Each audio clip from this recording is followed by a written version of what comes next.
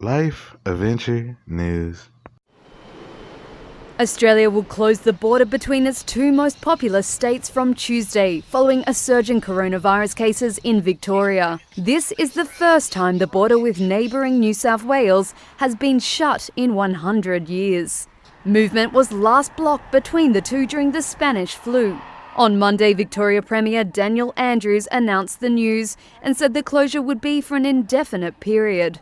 From 11:59 p.m. midnight tomorrow night, the border with New South Wales will be closed.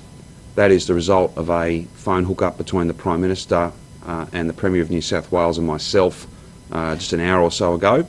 In Melbourne, Victoria's capital, over 100 new cases of COVID-19 were recorded overnight, its biggest one-day spike since the pandemic began.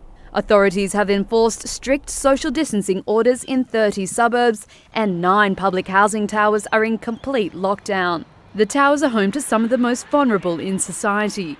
Apartments don't have a balcony and can only open their windows ajar.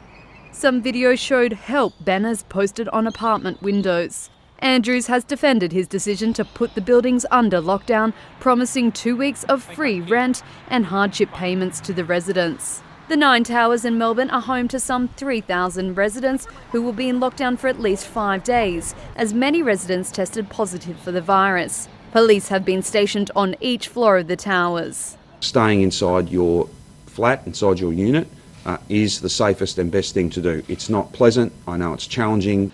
Just last week, suburban checkpoints in coronavirus hotspots were set up in Melbourne, but more than 10,000 people have refused to be tested, as some believe the virus is a conspiracy, which the state's health minister said was alarming, and stressed that the coronavirus is very contagious. Meanwhile, in New South Wales, 6 new cases were reported on Saturday, 5 of them from travellers returning from overseas. The closure between the two states will likely be a blow to Australia's economic recovery as it heads into its first recession in nearly 3 decades.